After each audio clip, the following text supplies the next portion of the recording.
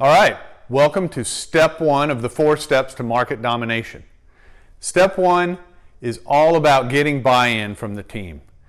You've got to have everybody on the team using your CRM in order to enable all the great things that you want it to do for you.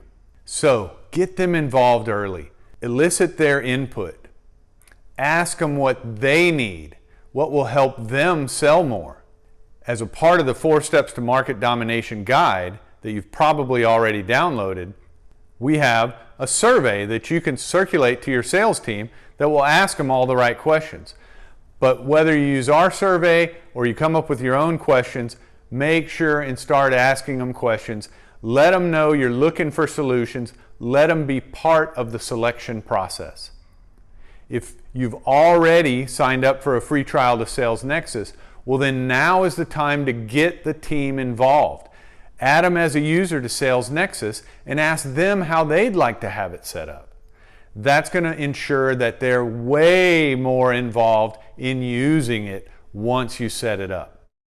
Okay, welcome to step one of the 4 steps to market domination onboarding video series.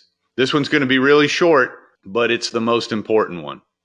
You need to get your team engaged in the discussion about implementing a system like this. They need to be part of this decision-making process. They need to feel like they've had some input. They'll be far more likely to actually use it the way you want them to use it if you involve them in the process early. If they don't use it, you won't get what you want out of the system.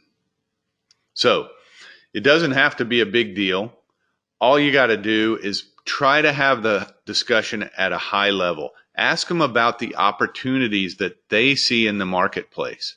Ask them about the ones that they feel like you're doing a great job of exploiting or penetrating, and the ones that maybe they don't feel you're doing a great job of going after. And why not? Ask them about the current process. What do they feel is working and what's not working? What's taking too much time? What's distracting them from doing work with customers? Dig into that stuff as much as you can. Try not to limit the discussion. Let them go off on tangents. Write ideas down, because we're not going to end up trying to implement everything that everybody puts on the list, right? That's the whole idea. Let's just get the ideas on the table and then come back and say, okay, guys, which of these is most important to us? Which ones are going to make us the most money? Then that's your priority list. Now you can go out and start shopping for systems without getting distracted by all the bells and whistles. And you're going to have buy-in when it comes time to say, okay, we're putting the system in place and you have to start using it in this way. It will be because they were part of making that decision.